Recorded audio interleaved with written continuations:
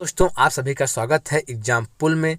दोस्तों आज का जो हमारा टॉपिक है सीटेट एग्जाम 2023। दोस्तों आज है 16 जनवरी और आज हम आपके लिए 40 महत्वपूर्ण प्रश्न लेके आए हैं जो एग्जाम की दृष्टि से बहुत इंपॉर्टेंट है और एग्जाम में पूछे जाने की बहुत अधिक संभावना है। तो यदि आप हमारे चैनल पहली बार आए हैं तो आप हमारे चैनल सब्सक्राइब कर दीजिए, लाइक कर दीजिए, बेल आइकन को प्रेस कर दीजिए, क्योंकि हम आपके लिए इसी तरह अच्छे क्वेश्चन लाते रहेंगे। तो ठीक दोस्तों, चलते हैं टॉपिक तरफ। हम पहला प्रश्न देखिए, व्याख्यान विधि का एक लाभ है कि तो व्याख्यान विधि से क्या लाभ है?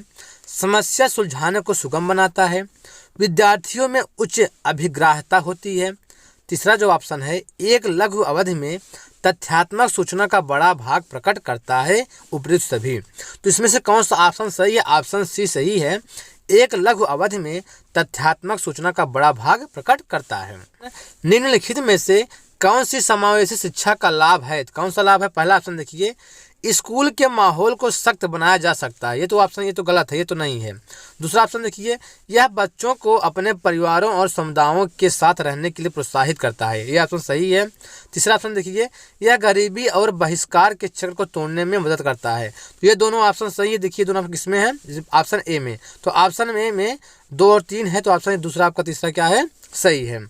और देखिए जो अगला प्रश्न है, राज साझा करने के लिए बिल्कुल तैयार नहीं है और एकांत गतिविधि पसंद करता है। तो यह इंगित करता है, यह क्या इंगित करता है? यह जो है क्या इंगित करता है? एक तिरस्कृत बच्चा इंगित करता है। अगला प्रश्न, वंचित समूह के विद्यार्थियों को सामान्य विद्यार्थियों के साथ साथ पढ़ाना चाहिए, इसका अभिप्राय है। तो इसका क्या अभिप्राय है? समावेशी शिक्षा है। अगला क्वेश्चन देखिए, आशा 14 वर्ष की आयु में वह सब कार्य करती है जो अधिकतर 6 से 7 वर्ष के बच्चे करते हैं। तो आशा की यह अवस्था का कारण क्या है? तो क्या है? मानसिक अक्षमता का कारण है। ठीक है। और देखिए जो अगला प्रश्न है, इनमें से कौन सी अशक्तता वाले बच्चे की एक विशेषता है? तो कौन सी विशेषता है? ऑप्शन बी, धारा प्रवाह रूप से पढ़ने तथा शब्दों पर पलट कर जाने में कठिनाई, यही क्या इसकी विशेषता है। और देखिए जो अगला प्रश्न है, डिस्ग्राफिया मुख्यतः किस कठिनाई से जुड़ा है? तो डिस्ग्राफिया जो है मुख्यतः जो है लिखने संबंधी कठिनाई से जुड़ा। अगला प्रश्न, निम्नलिखित में से के अतिरिक्त सभी के कारण अधिगम अक्षमता उत्पन्न हो सकती है। तो किसके अतिरिक्त कारण? तो शिक्षण शैली के अतिरिक्त कारण, ये जो तीनों हैं इससे जो है अधिगम अक्षमता उत्पन्न हो सकती है, लेकिन शिक्षण की जो शिक्षण शैली होती है उससे अधिगम अक्षमता उत्पन्न नहीं हो सकती है। अगला क्वेश्चन देखिए, अधिगम अशक्तता वाले। तो अधिगम अशक्तता वाले जो क्या होते हैं?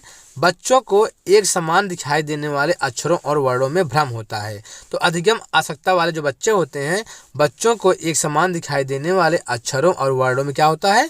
भ्रम होता है। अगला प्रश्न, 140 से अधिक बुद्धि लब्धि वाले बच्चों के किस श्रेणी में रखेंगे? तो किस श्रेणी में? प्रतिभाशाली श्रेणी में रखेंगे। और देखिए जो अगला प्रश्न है, एक शिक्षक द्वारा नियोजित पाठ्यक्रम के मूल्यांकन में क्या भूमिका निभाई जाती है?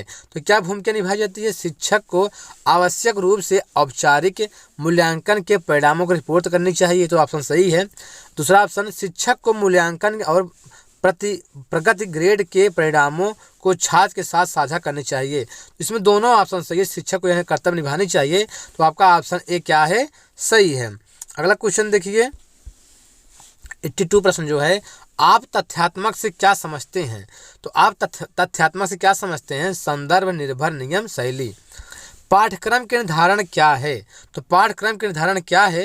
तो पाठ्यक्रम का जो निर्धारण है, ऑप्शन बी, इसका बुनियादी जरूरतें, सामाजिक पहलू और सांस्कृतिक कारण, यही पाठ्यक्रम के निर्धारण का प्रमुख कारण है। क्रम संप्रत्यय से तात्पर्य है। तो क्या तात्पर्य है? शिक्षण अधिगम सामग्री, शिक्षण व्यूह रचनाएं, मूल्यांकन। तो उपरोक्त सभी जो हैं पाठ्यक्रम संप्रत्यय से तात्पर्य है।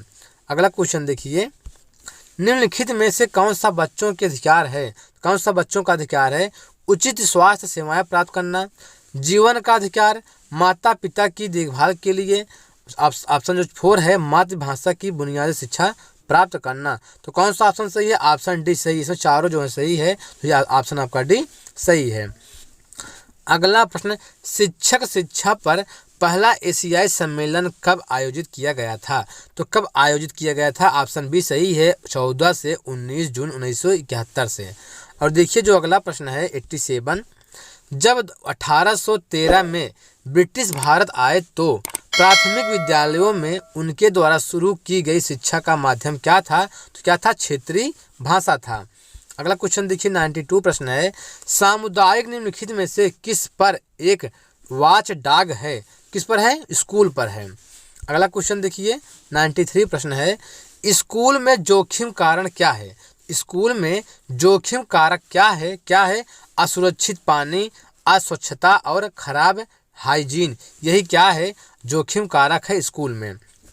अगला प्रश्न, प्राथमिक स्कूल शिक्षक की प्रमुख जिम्मेदारी प्रभावी ढंग से संवाद करना है ताकि, अब इसमें देखिए कौन सा ऑप्शन सही है, प्रबंधक से संबंधित मुद्दों के बारे में स्कूल प्रबंधन की कठिनाइयों और समस्याओं को सूचित करना।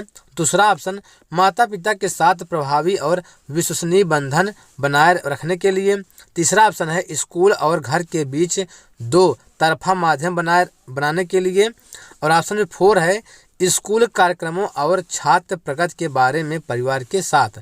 इसमें कौन सा ऑप्शन सही? इसमें ऑप्शन जो 3 है BCD, तो BCD सही है, जिसे किसमें ऑप्शन? Option C. तो ऑप्शन सी आपका क्या है?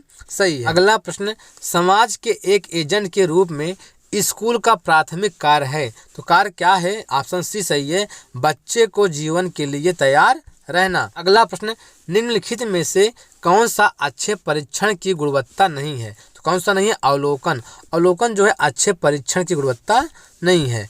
और देखिए जो 97 प्रश्न है, एक प्रश्न पत्र का निर्माण करने के पश्चात अध्यापक यह जानना चाहता है कि क्या इससे उन विशिष्ट अधिगम उद्देश्यों का परीक्षण हो जाएगा जो इस पाठ्यक्रम के लिए निर्धारित किए गए थे। बताइए वह अध्यापक निम्नलिखित में से किससे संबंध है? तो किससे संबंध है बताइए आप इसको। पहला ऑप्शन इसका सही है, परीक्षण की वैधता। तो परीक्षण की वैधता से क्या है? वह संबद्ध है। अगला क्वेश्चन देखिए, एक 7 साल का विद्यार्थी